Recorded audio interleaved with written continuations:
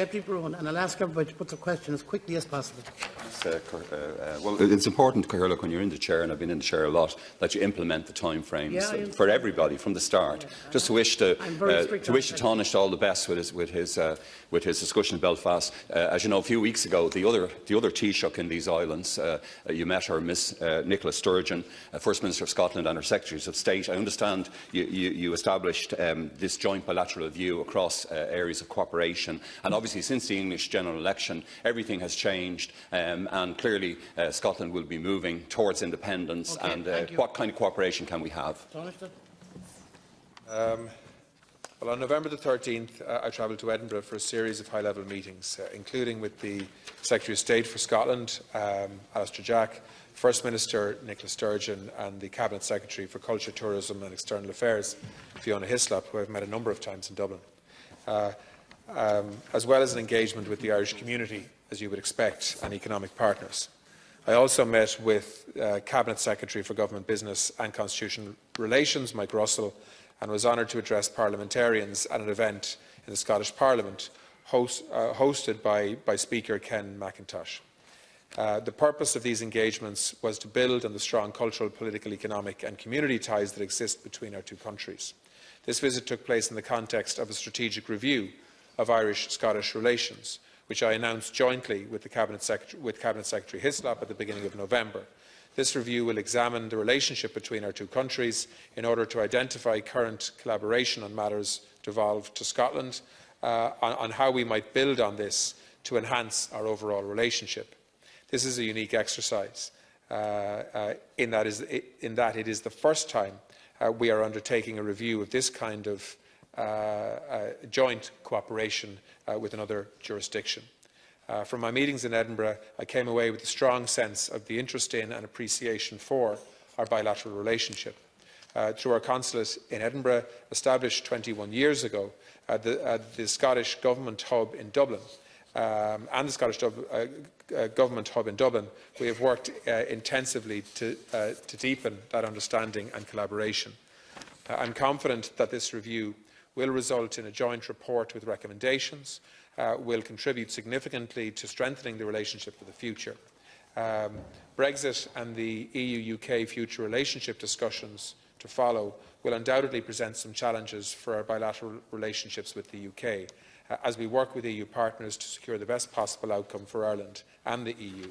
Strong and close relationships with the UK Government and individually with devolved administrations will be of even greater importance during this time and in the years ahead. Thank you. Deputy Broughan.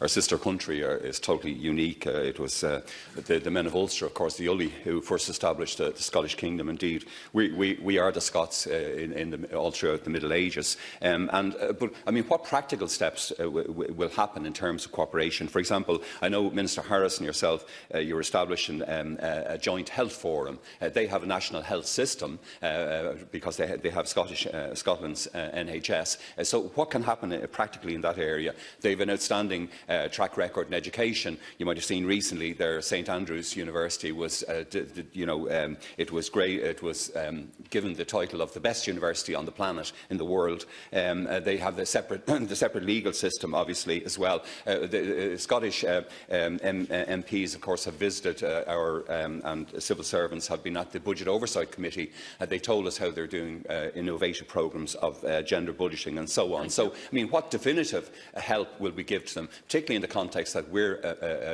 an independent member of the European Union, and they hope to have the same status? Yeah, Deputy, I think it's important not to confuse two issues here.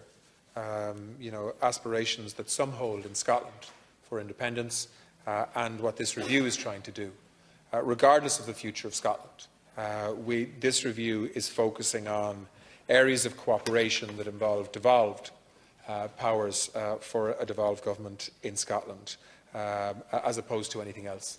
And I think it's important not to be,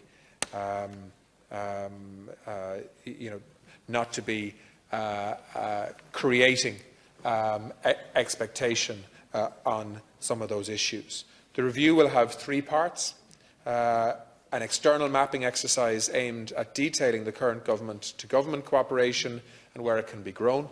a round of external consultation with stakeholders focused on looking beyond government in the areas of business and economy, community and diaspora, academic and research links, culture and rural, coastal and island communities. In other words, working together, learning from each other.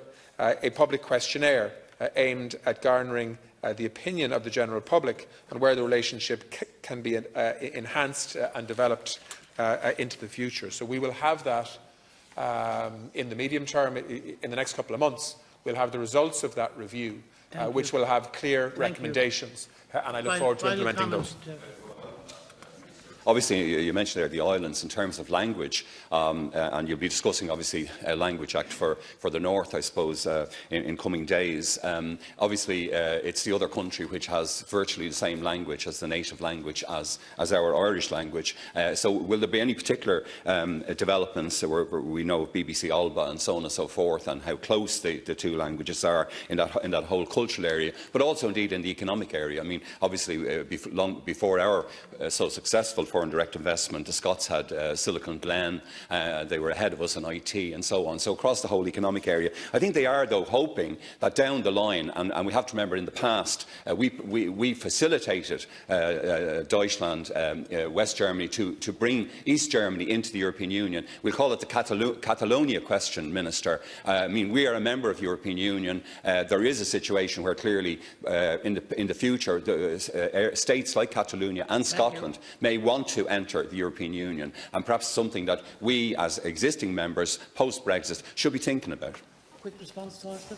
I mean, first of all, can I say I have a huge personal affection for Scotland. I worked there after being a student for a while. You know, I lived in a little mining town for 6 months called Armidale. I worked in Edinburgh. You know, Scotland has so much in common with Ireland, and we want to be supportive and we want to develop an even closer relationship with structure around that relationship for the future. And we want to be a partner for Scotland. And we want to do that in the context, of course, of our overall relationship between Britain and Ireland as a whole as well. And that involves some complex political management for obvious reasons in the context of Brexit and the pressures in Scotland right now politically. But we want to be supportive and a good neighbour.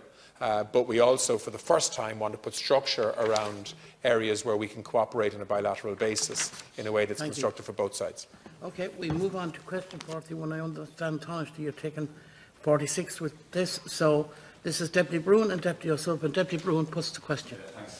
Well, as the Taoiseach knows, I've asked him many times in the past year or two about the situation in Xinjiang in China, where the 1 million Uighurs have been kept, up to 1 million, in concentration camps, and what actions we were taking, in fact, with our European partners. It was recently highlighted, of course, by the great German footballer Mesut Ozil, the horrendous fate of the Uyghur nation, and also, obviously, the future of Hong Kong and what supports were given to pro-democracy groups in Hong Kong. Thanks, Cian. Rather long response, but we'll let you off. I think, No, I think Deputy O'Sullivan, we're taking the two together, I think? Yeah, but only one person poses the question, so the two will get supplementary questions afterwards. So.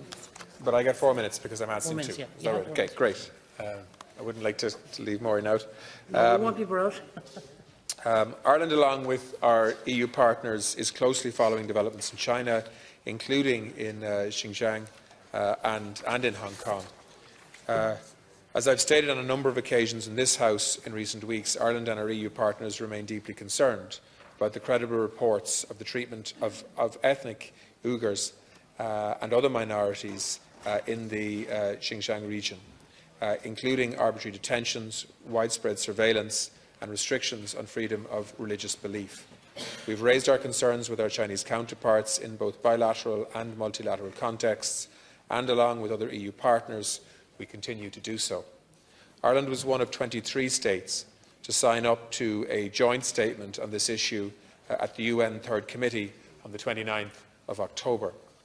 This statement called for the Chinese government to urgently implement 8 recommendations made by the committee for the elimination of racial discrimination related to Xinjiang, including by refraining from the arbitrary detention of Uyghurs and members of other Muslim communities.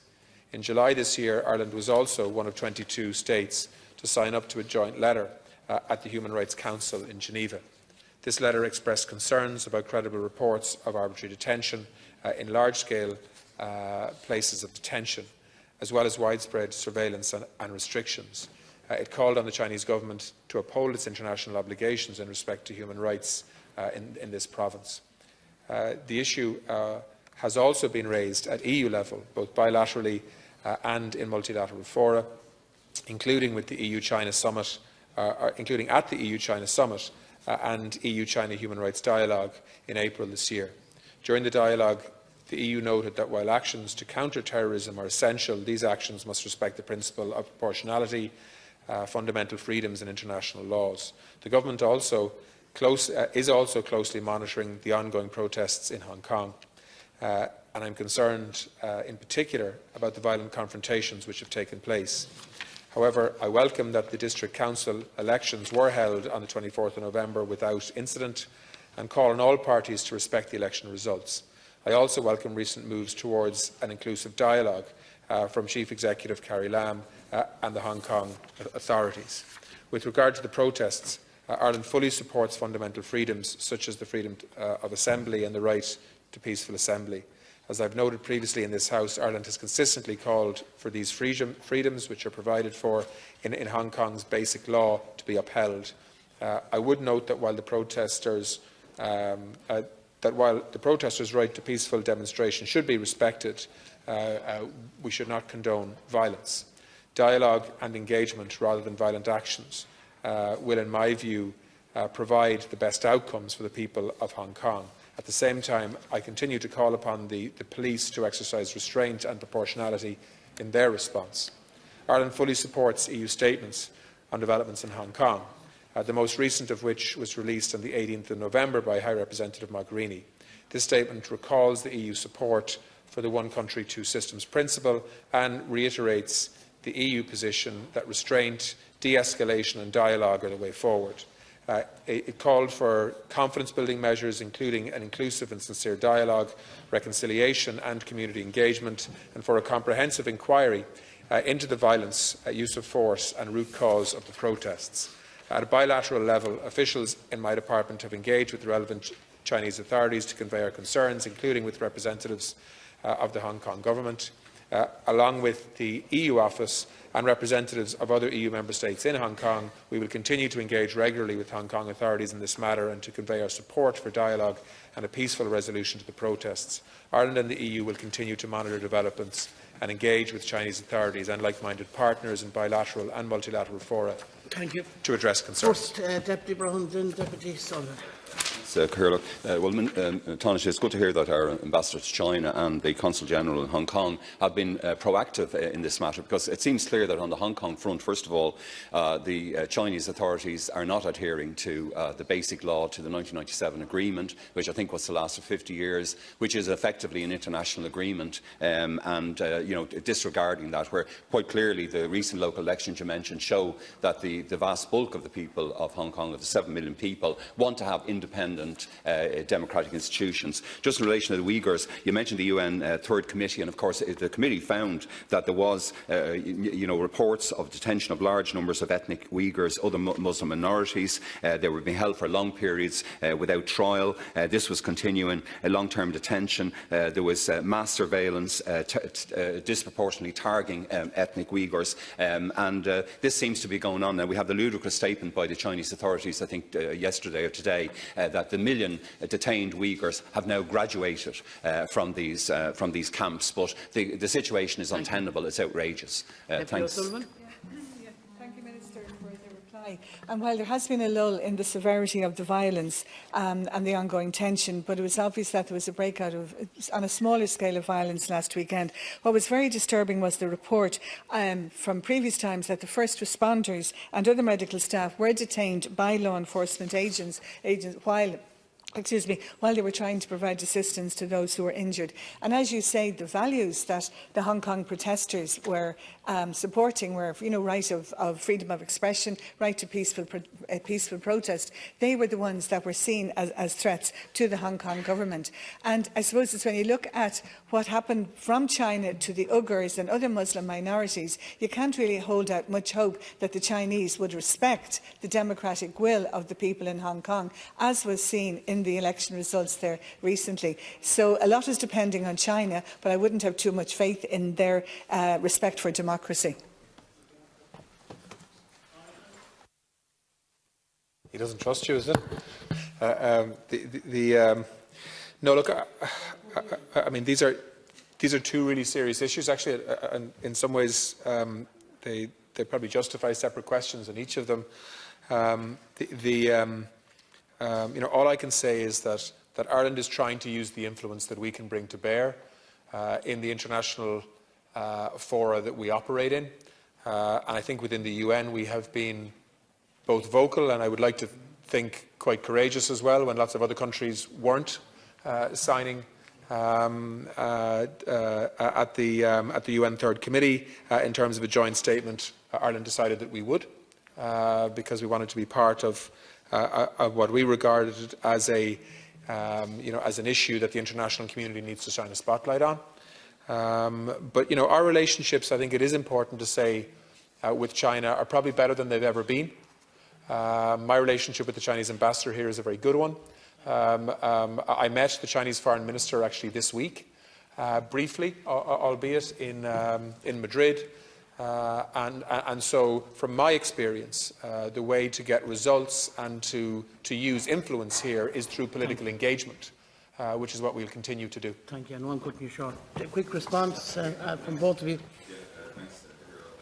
Well, Minister, I mean, the oppression in East Turkmenistan, as I think some of the Uighurs call it, it is ongoing. And again, we have this report today that Han Chinese are being sent into every household in the country to continue the kind of levels of oppression. But I mean, how can you deal with a country that seems to have a network of concentration camps? That's a clear point. Now, you said you've signed all these, you've signed these two major international letters and so on about the issue. But is it not time to start thinking about sanctions? You rightly say, obviously, trade with China has grown exponentially with the whole European Union. We're using Chinese phones and other equipment and so on and so forth.